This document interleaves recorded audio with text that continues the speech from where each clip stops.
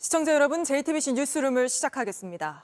민주당 이재명 대표가 자신의 체포동의안이 국회를 통과한 지 하루 만에 입장을 내놨습니다. 검찰을 맹비난하고 당의 역량을 하나로 모아야 한다며 사력을 다하겠다는 말로 대표직을 내려놓지 않겠다는 강한 의지를 밝혔습니다.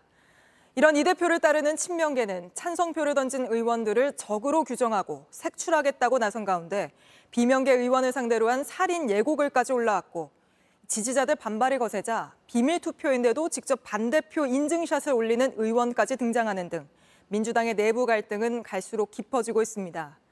이런 가운데 법원은 이 대표의 구속 여부를 결정할 영장 심사를 다음 주 화요일로 잡았습니다.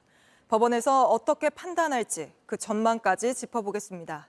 먼저 이 대표가 입원해 있는 녹색병원부터 가보겠습니다. 자, 구혜진 기자, 이 대표가 처음으로 내놓은 입장문 내용부터 자세히 전해주시죠.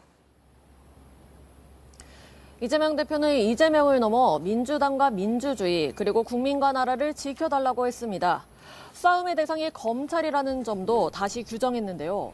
검찰 카르텔, 검사 독재 정권의 폭주를 막아달라고 호소했습니다. 역사는 늘 진퇴를 반복했다. 국민을 믿고 굽힘없이 전진하겠다는 의지도 담았습니다. 네, 자신의 호소에도 체포동의안이 통과된 것이나 민주당의 현재 그 혼란스러운 상황에 대한 언급은 없었습니까?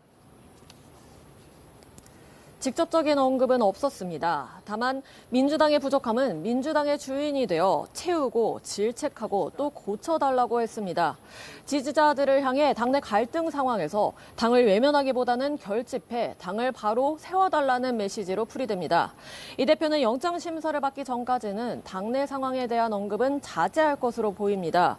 이 조정식 사무총장 등 당내 지도부의 사의 표명에 대해서도 일단 결정을 유보한 상황인데요.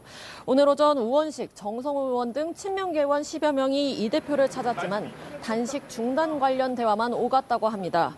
오후 6시에 최고위원들도 이곳을 찾았지만 아직 나오지 않고 있는데요. 만남이 조금 길어지는 모습입니다. 네, 법원이 다음 주 화요일로 영장 심사를 잡았는데 이 대표 측에서 일정을 연기해달라고 하겠다거나 아니면 출석하기는 힘들다거나 어떤 입장을 밝힌 게 있습니까? 이 대표는 26일에 영장실질 심사를 받을 것으로 보입니다. 이 대표 측은 법원이 통과한 심사 일정을 변경 요청할 계획이 없다고 말했는데요.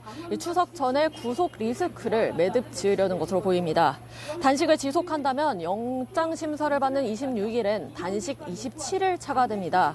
일단 걸어서 출석하기는 어려울 거란 관측이 나오고 있는 상황입니다.